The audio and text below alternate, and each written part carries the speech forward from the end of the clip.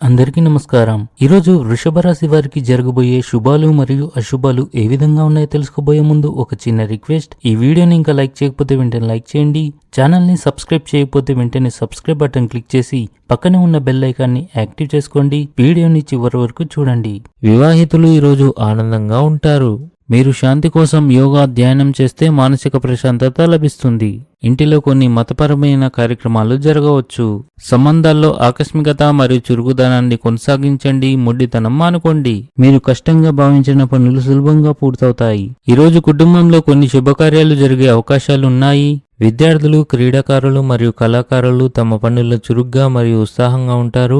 మీ ప్రయత్నాల వల్ల ఇంట్లో వాతావరణం బాగానే ఉంటుంది. భాగస్వామ్యంతో వ్యాపారం చేసేవారు ఇవాళ ఆర్థిక ప్రయోజనాలను పొందుతారు. ఈరోజు మీ ప్రవర్తనలో మరింత ఆధ్యాత్మికత కనిపిస్తుంది. ఉద్యోగంలో ఉన్నవారు తమ సహోద్యోగుల నమ్మకాన్ని పొందేందుకు కష్టపడాల్సి రావచ్చు. ఆఫీస్లో ప్రతి వ్యక్తిని గౌరవించాల్సిన అవసరం ఉంది. ఇది ఇతరుల అభిప్రాయాలను మన్నించడం ద్వారా జరుగుతుంది. అధికారులు మీ అభిప్రాయాలని ప్రశంసిస్తారు మరియు మీ అభివృద్ధిపై దృష్టి పెడతారు. ఈరోజు మీకు అదృష్టం యొక్క పూర్తి మద్దతు లభిస్తుంది.